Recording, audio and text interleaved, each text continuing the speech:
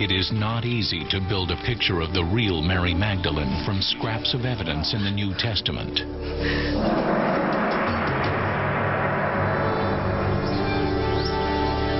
But discovering what Mary did after Jesus died is next to impossible.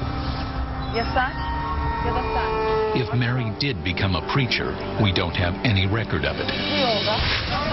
But the Bible itself tells us that other women quickly emerged as church leaders. We see women speaking out as prophets, acting as apostles, as prophetesses, as missionaries, really playing the whole wide range of leadership roles that men would have been playing in the early church. The letters of Paul are the oldest surviving Christian documents. He most likely wrote them between 50 and 60 A.D. His letter to the Romans ends with a roll call of 26 church leaders. Of the first 7, 4 are women. And a woman named Phoebe tops the list. I commend you to our sister Phoebe, a deacon of the church.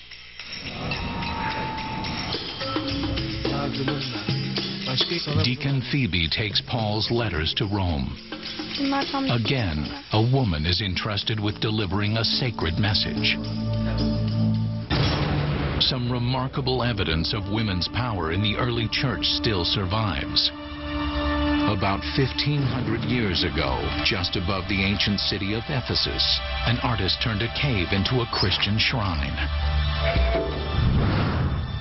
In 1906, an archaeologist discovered a life-size fresco of the Apostle Paul, flanked by 2 women, St. Thecla and her mother Theoclia. What's significant about this cave is that Paul is clearly in an authoritative position of teaching, and you can see that by his raised hands with 2 fingers high.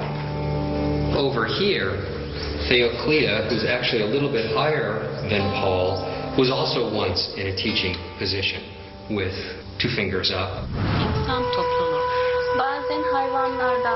But not everyone embraced women as church leaders. A battle of the sexes was brewing in early Christianity. One early church letter shows signs of it. I permit no woman to teach or to have authority over a man. She is to keep silent. When we have a text like 1 Timothy that's trying to silence women, we have to assume that it's doing that in a context where women are speaking. So there is an attempt then to exert power in certain kinds of ways to silence women. The paintings at Ephesus show that the conflict became bitter. But what has happened is someone's come along and gouged out her eyes, as well as gouged out her authoritative teaching position, negating the equality that once existed between men and women in the church. When Pope Gregory discredited Mary Magdalene as the penitent whore, it was simply another salvo in a long-running smear campaign. Not only are women's roles diminished, but the record of their involvement is being eradicated by the later church. Mary Magdalene had this special place in the early church, and that position changed rather radically once she is identified as prostitute. But Mary's fall from grace was not just a battle of the sexes. It was also a fight over the future course of Christianity. In 180 A.D., Bishop Irenaeus of Lyon wanted to streamline Christianity and called for a single Bible. He published a list of books he thought of as heresy. The Gnostic Gospels of Thomas and Philip, books that emphasized individual enlightenment, were on that list. I think one of the reasons that Gnosticism is declared a heresy is because that kind of Christianity gives too much power to the individual. And in the 4th and 5th century, Christianity becomes much more about control and controlling the masses than it becomes about enlightening them. Mary Magdalene became central to both sides of this conflict. Both sides used her as their poster child.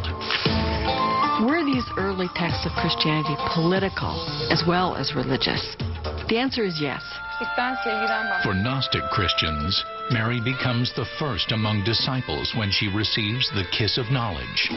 For the ancient Catholic Church, she was proof that Jesus offered salvation even to sinners and outcasts. Portraying Mary Magdalene as a sinful woman saved by Jesus was a stroke of theological genius. It defeated the Gnostics and female church leaders in one stroke of the pen.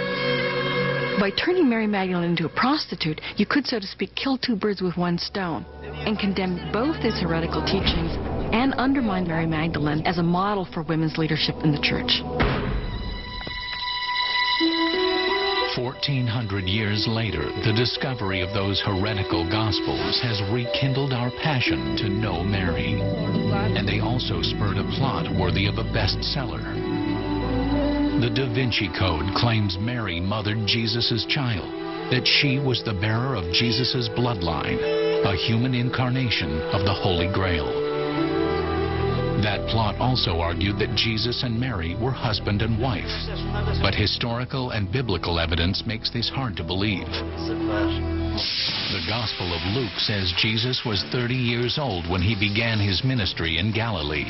That was well into middle age, and well after most men would already have found a wife. It would have been plausible that Jesus, as a Jewish man, was married. What I cannot believe is that Mary would not have been referred to as the wife of Jesus in a text where she's standing next to him. That would be unique in all of ancient literature. None of the Gospels we have examined calls her by any other name than Mary of Magdala. This is strong evidence that she was not the wife of Jesus. But even biblical scholars disagree on this issue. The evidence is more subtle and is harder to interpret. But what is clear is that Jesus may have been married. And if Jesus was married, I am sure that he was married to Mary Magdalene and to nobody else. There is one thing that scholars do agree on. Mary's marital status is not the key to understanding her role in Jesus' movement. I think a lot of the speculation about her is very demeaning towards women in the sense that they can only view a woman in a sexual way. Why can't she just be a devoted disciple of Jesus who's enlightened and who's spreading Jesus' message? For 2,000 years, people have made Mary Magdalene who they wanted her to be. But no matter how we paint Mary, no one can paint her out of the picture. The Bible sets Mary firmly in the heart of Jesus' movement. Peter, James, and John are the three men most regularly mentioned, and Mary Magdalene is the woman most regularly mentioned. So if there is a core group around Jesus, it's probably those four. Mary was clearly a disciple of his. She supported him throughout his ministry. She must have been a crucial figure, and we wish we knew more. She knew his voice.